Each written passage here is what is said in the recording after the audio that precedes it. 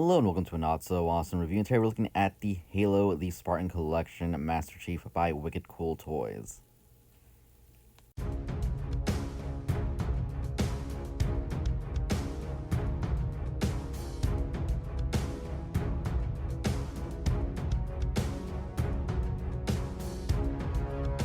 So this is Wicked Cool Toys' first Halo action figure series to be released that we can find out in the wild.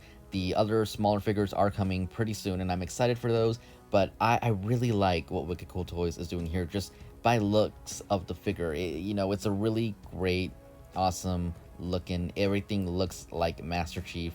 They are going off of the Halo Infinite armor, so it is a more Halo 2 armor, as opposed to what Mattel did, which was the Halo 5 armor, which it wasn't that great, and the figure itself just wasn't that great. I know a lot of people loved McFarlane, they did a good job. Articulation could have been better sometimes, but it is what it is. This is a $20 figure, so don't expect anything crazy, premium, amazing paint apps and all that, but for what it is, I think they've done an awesome job, and let's just get into it. So taking a close look at the armor here, the detail on it is really nice. You can see all the little things they went on there, the knee right there with the four little things, all the armor stuff, even the feet below are nice. They're painted, they have the dry brush, they have the detail on it, they look good on there. On the back, again, everything looks really good. We have the little slot for the AI right there for Cortana. Again, looks good. The detail on the helmet, the detail just throughout the entire body, it's there, it looks good. The figure itself looks amazing. The detail on the weapons too, right here we have the MA40 assault rifle, and it looks good.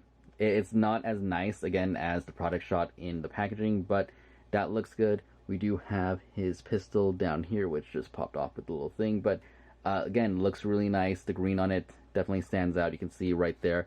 Whoever came up with this, great job. I wish it worked a little bit better, but down here on the bottom thigh right here, and this goes for both sides, we do have this armor piece right here that is pegged in. When you get it in the packaging, it will be pegged in like that. The detail on it looks good, and you kind of just, grab it, pull it out, comes out like that, flip it around, plug it back in, and it fell down again because gravity. And like I said, they didn't do the great of a job with it, and yes, I did just hit my head on a tripod. It's not so awesome review, guys. You know what you were getting into when you clicked on the video. So yeah, you plug that in right there. It doesn't stay as good as I would like it to. Even right there, it looks like it's coming off a little bit, but you do that, you can plug in this pistol right there. See that right there, looks good. I like it. I think it was a great idea, better than how Mattel kind of had it with that little peg that you can't take the peg off, but then it leaves the hole in the armor. I don't know, they had their own set of issues. That little peg, could easily get lost, or you would leave it in the weapon and then the weapon would have a peg. Yeah, I like this. This is a great idea. It's a good way to keep the armor looking smooth. You can almost not even tell it's there, and I almost missed it myself, aside from the fact that it looked like it was loose, and I figured, okay, I'm just going to tug on it and see what happens. And yeah, glad I did, because that is definitely there. We do have a peg in the back here for the assault rifle, or I'm assuming any other weapon that comes out in this line in the future will hopefully fit there. I did mess around with some of the Mattel weapons, and they do fit on him more or less. They're around the same size as this weapon here, so interchangeability with that, I think, is a cool thing. Like it. Main thing about this figure that I think stands out is the visor. You can see it is reflective, it is shiny, it is a mirror finish. I mean, you can literally sit there and look at yourself in the Chief, and it's just awesome. I was actually doing that earlier when I got it, just looking at the package, like, you can see your own reflection. I know, mirrors, what a concept, but that was amazing. I absolutely love it, and I think that's what makes this figure stand out the most compared to all the other Master Chief figures that we've gotten so far, at least that I can remember in recent times, because again, going back to the Mattel one, we have right here, if this thing focuses, yeah, it leaves a lot to be desired. It doesn't look as great. Yeah, let's just put that aside now. So I will say this does tend to pop off pretty easy again, so be careful with that. There are some QC issues with the figure, but we'll get into that in a moment.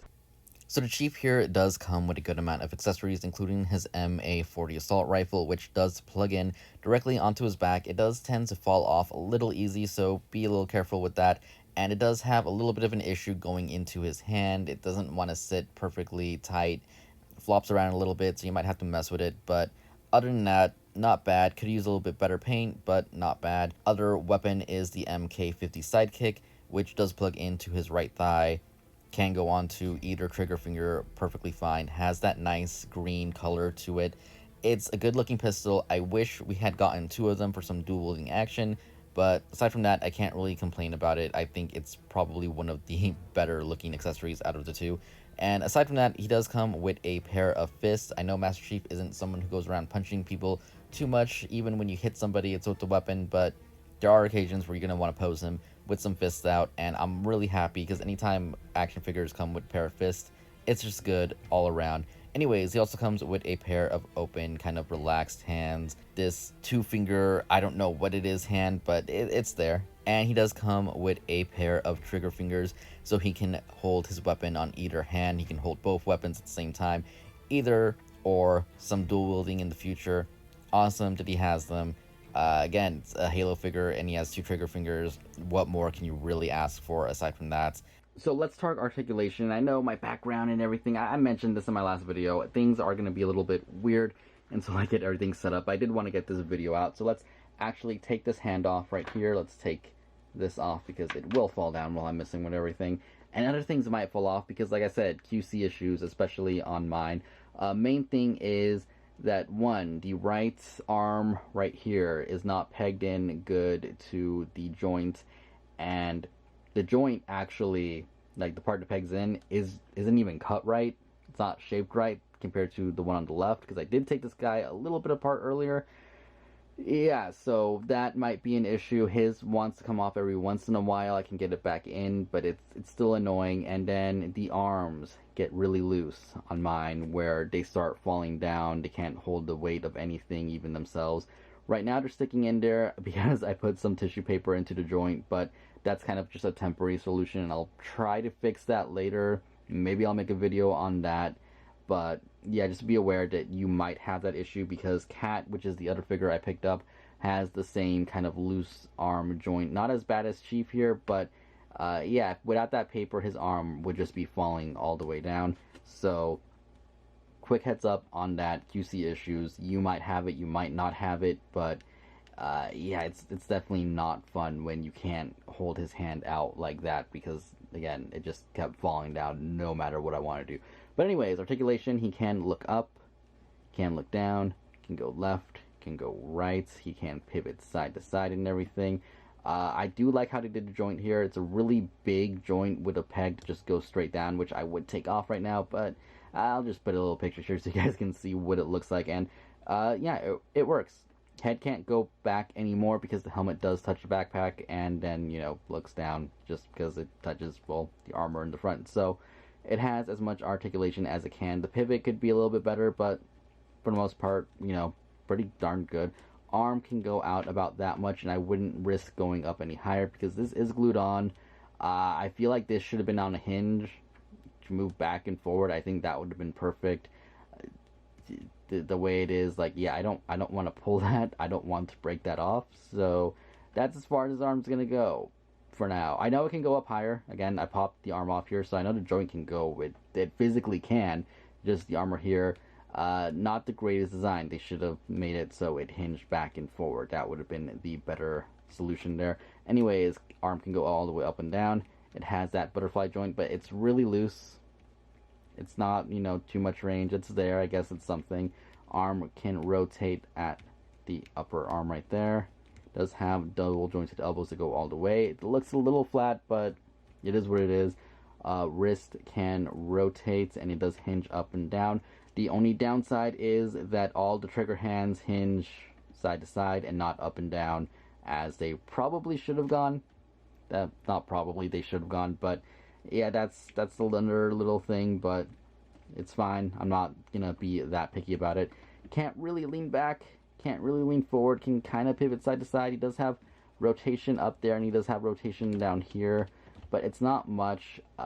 You can probably fix that. If you guys seen a lot of people with the McFarlane figures, what they've been doing is popping off the torso up here and cutting a little groove down.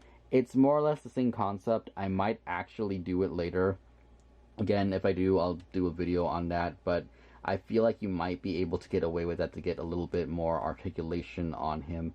So, yeah, be wary of that. It is just easy to pop off. You just kind of push him a little bit more forward, it will pop off. It's a little bit hard, a little bit scary. Do it at your own risk, but just letting you all know about that. Anyways, legs can kick up that high, which is actually really good. Can't really kick back. Can go out that much, which is really good. Upper thigh rotation. Double jointed knee, which again looks weird, just like the elbow, but weirder. That's actually weirder. It's like he has like something. I don't know what they did there, but it looks bad, but it works.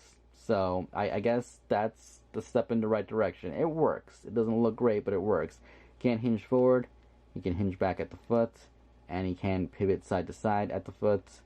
And he does have a toe articulation right there. So articulation wise, good figure. I really can't really complain too much, aside from the fact that the arms are super loose, and I'm gonna have to find a more permanent solution for that.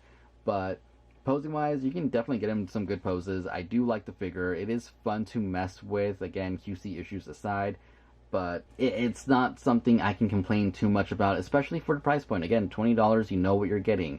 You're not going to be getting some $100, $200, you know, quality. It has all the paint. You're not going to get like your Storm Collectibles, Mezco craziness going on there. But for $20, again, an amazing figure. Definitely recommend it if you're a Halo fan. And yeah, let's just move on to some size comparisons and then just wrap this whole thing up. So to just get it out of the way, here he is next to his Mattel counterpart from the Halo 5 series, and yeah, you can see just, it is so much better than that figure. It's not even funny. I mean, the green on the one on the right, yeah, it might be accurate to the game. I don't remember. It actually hasn't been that long since I played it, but I mean, you're not looking at yourself in the game. You're, you know, holding the... But anyways, yeah, it's just so much nicer looking, especially since it is the Halo Infinite armor, which is reminiscent to the Halo 2 armor and everything. It looks so good. I really like it. Mattel, they tried, I guess. They did. I'll give them that. Mattel tried. They came back to Master Chief, made him a little bit taller, fixed up the paint, made him look better than the initial release, because this is the second version of him right here. But their whole gimmick of the armor coming off and everything just was not good. I did not like it at all. It just made the figure more annoying than it needed to. I will mention, though, that his assault rifle right here is the same size as the assault rifle for the new Chief, more or less, maybe just a little bit bigger, actually.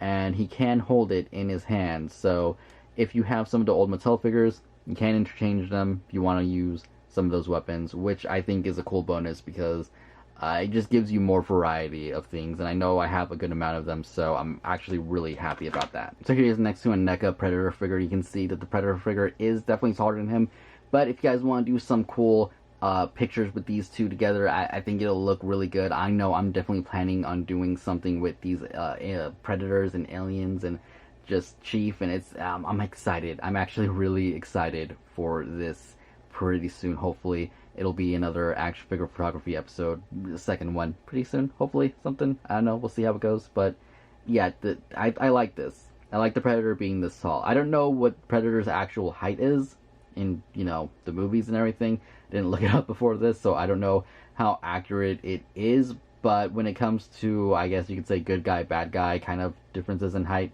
I like it. And in case anyone was wondering, unfortunately, the villains here from the Mattel line are too short to technically be in scale, especially Atriox here. He's definitely way too short compared to Chief. The Grunt you can fudge around. I mean, it's a decent sized Grunt. He might have to be a little bit bigger for it to be accurate, but you know what? You can do it. Even Atriox, if you just angle everything right in a picture, it'll look fine. But if you're putting them together like this, yeah, it's too short, not good, but I wouldn't expect it to be, considering how short the Spartans and everything in that line were anyway. But there you go for anyone who was curious. And here he is next to a Marvel Legends Spider-Man. You can see here Master Chief does tower over him, and it's not bad considering Chief is supposed to be like over 7 feet tall, so I'm okay with it. And although he's not balanced correctly at all, it's really hard to do. Here he is next, 2D McFarlane Batman, who is about to fall over. You can see here that they definitely don't fit into scale with each other. They are around the same size action figures in case you have one and you're trying to like just gauge how big they are. But yeah, he's falling over, so let's just move on. And lastly, here he is next to Cat, who is definitely shorter than Chief by a little bit, not too much. I'm wondering how the other Spartan figures in the line are going to scale.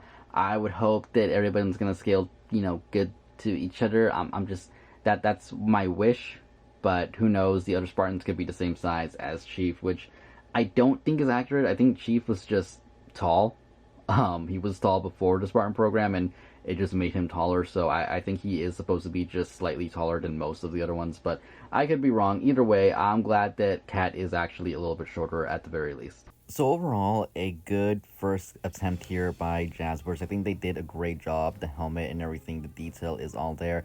Yeah, the paint could be a little bit better. The silver dry brushing on it, although it's nice, it's a little heavy at times, and just kind of all over the place. It's not really uniformed or anything. But aside from that, and aside from the QC issues, again, hopefully it's just my figure. It's definitely worth it. I hope everybody else's figure actually comes out better than this. I will be trying to fix mine, maybe mod mine, and maybe paint mine up. So if I do, I'll be posting a video on that sometime within the next week or a few days here, depending on when I get started with that. And definitely look out for a toy photography video on the Master Chief here, because I am really excited. Been trying to get this one or the 1000 toy one. Just been waiting for one to come out. 1000 toy one is out in Japan, but it's taking its a while to get here to America, at least through American retailers. So eventually, but for now, I'm happy with this, and I do recommend it. Anyways, thank you all for watching, and I will see you all later. Goodbye.